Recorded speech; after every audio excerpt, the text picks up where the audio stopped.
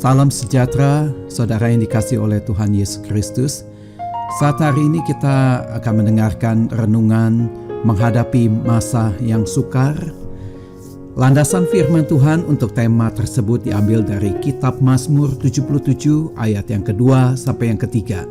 Demikian firman Tuhan berkata, "Aku mau berseru-seru dengan nyaring kepada Allah, dengan nyaring kepada Allah, supaya Ia mendengarkan aku. Pada hari kesusahanku, aku mencari Tuhan. Malam-malam tanganku terulur dan tidak menjadi lesu, jiwaku enggan dihiburkan." Masa yang sukar tidak bisa kita menebak kapan dan bila mana akan menimpa kita. Itulah yang dikatakan oleh penulis kitab Pengkhotbah 11 ayat yang kedua-B. Dikatakan, "Karena engkau tidak tahu malapetaka yang akan terjadi di atas bumi." Jadi saudara, masa yang sukar itu pasti dan selalu ada di jalan hidup manusia. Persoalannya, kita tidak tahu kapan waktunya masalah tersebut atau malapetaka akan terjadi. Pemazmur dalam Mazmur 77 jelas mengatakan bahwa dia mengalami masa yang sulit dan sukar. Masa itu membuat dia merasakan kesesakan yang luar biasa. Namun, ada pelajaran penting yang bisa kita ambil sebagai pelajaran bagi kita dari penulis kitab Mazmur 77 itu, tentang bagaimana caranya menghadapi dan mengatasi masa sukar yang dialaminya. Yang pertama, saudara, pemazmur jelas dia berdoa dengan sungguh kepada Allah. Penulis kitab Mazmur dalam pimpinan Roh Kudus terkait dengan berdoa dengan kesungguhan hati kepada Allah menulis, "Aku mau berseru-seru dengan nyaring kepada Allah, dengan nyaring kepada Allah supaya Ia mendengarkan aku." Mazmur 77 ayat yang kedua, saudara.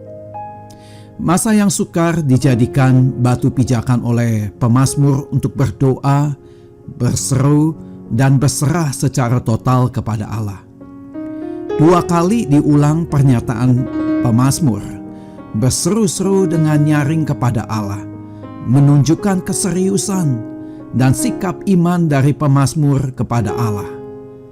Kita juga masa kini yang sedang kita hadapi dengan COVID-19 atau Corona, saudara, membuat bukan hanya kita yang ada di Amerika, tetapi seluruh dunia juga pun mengalami masa yang sukar buat kehidupan setiap orang di muka bumi ini. Biarlah kita tidak mempersalahkan situasi dan kondisi yang dapat mempersalahkan kepada Tuhan itu sendiri ketika kita mengalami masa yang sukar. Mari kita gunakan energi rohani untuk berdoa dengan kesungguhan hati kepada Allah, karena kita percaya bahwa Dia pasti mendengar seruan doa kita kepadanya. Dan apa yang kedua? Pemazmur jelas dia berkata mencari dan mendahulukan Tuhan. Penulis kitab Mazmur dalam pimpinan Roh Kudus juga terkait dengan mencari dan mendahulukan Tuhan menulis dari Mazmur 77 ayat ketiga, "Pada hari kesusahanku, aku mencari Tuhan. Malam-malam tanganku terulur dan tidak menjadi lesu. Jiwaku enggan dihiburkan." Saudara, masa sukar dan hari kesusahan acap kali membuat banyak orang menjadi panik, bahkan bingung untuk apa yang harus mereka kerjakan. Saudara, dalam kepanikan sering orang berbuat salah dalam mengambil keputusan, ditandai dengan mencari pertolongan kepada yang bukan Tuhan, saudara. Ketika kesusahan dan kesukaran menimpa hidup seseorang, mereka bukan lagi mencari dan mendahulukan Tuhan, melainkan pergi mencari dan mendahulukan manusia. Mungkin juga orang pintar atau dukun, paranormal, dan kekuatan-kekuatan gelap. Saudara, ada ancaman serius ketika kita mengandalkan manusia. Nabi Yeremia dalam pimpinan Roh Kudus terkait dengan manusia yang mengandalkan sesamanya menulis demikian, saudara. Yeremia 17 ayat yang kelima.